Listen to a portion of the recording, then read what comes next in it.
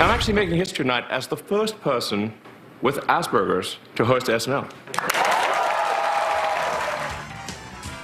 Tesla CEO Elon Musk made that surprise announcement last night during Saturday Night Live. Experts estimate 1 in every 250 people in the U.S. has an Asperger profile. This is according to the Asperger and Autism Network. Tonight, we're joined by Anita Lesko. She serves on the Autism Society of America's panel of people on the Spectrum of Autism Advisors. Anita, thanks for being here tonight. My pleasure. Thank you. All right. Well, what was your reaction, first of all, to hearing Elon Musk announce that he has Asperger's syndrome last night?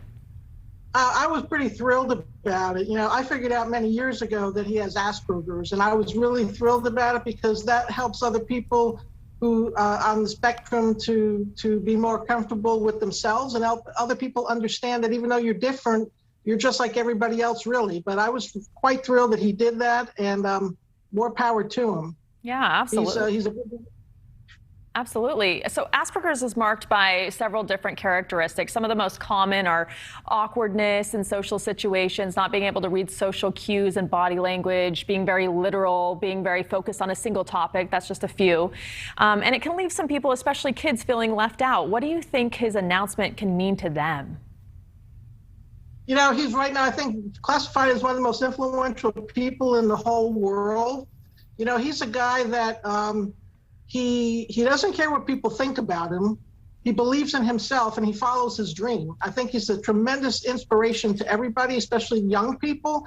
And for him to come out there and do that, for those, I thought he did a great job. I thought I was thrilled to pieces with it. I mean, I've read all about it. I've been reading about it since yesterday. You know, I see the comments about it. People think, you know, he was a little awkward and this and that. But to me, it's normal because I'm awkward in myself. So. But and other people on the spectrum with Asperger's and autism have that problem. But it's not. And I say problem, I shouldn't even use that word. It's not a problem. It's just different. You know, it's just different. And him to come out there and be so open about it, it just lets everybody see it's okay to be different. Just be yourself. Right. I think that is the best advice. And as you mentioned, he's one of the most successful, one of the richest people in the world. I mean, what does this mean for people looking, you know, not only people who have been diagnosed, but also other people who don't know much about the disorder? What does it say about people with Asperger's? I think it gives a look into, you know, of how somebody with Asperger's, you know, people might look at you, oh, you're different, you don't fit in or something. But hey, look what people with Asperger's can do.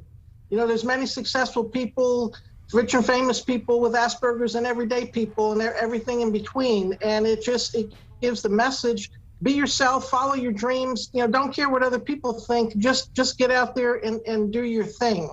And many kudos to Elon for doing that. I wish I could thank him in person. I'm just thrilled to bits. I love it. Well, maybe this will reach him somehow. Quickly, before we go, I wanted to just ask you, 2013 Asperger's was removed from the medical manuals as a separate diagnosis. It's now lumped in with autism spectrum. So it basically doesn't exist anymore. What does that mean to you and other people with this disorder?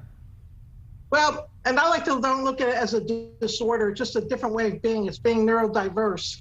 It kind of made me feel like, well, my quote condition doesn't really exist. That means do I not exist either because they took it away? I wish one day they'd bring it back. Possibly, maybe him coming out and saying that on national television might help that process of bringing it back. But I worried back when it happened that people would fall through the cracks who needed services and help. But then to not be classified or your condition just, you know, wiped out, it doesn't really exist, or you're classified in the whole autism spectrum disorder, but somehow that might let people fall through the cracks.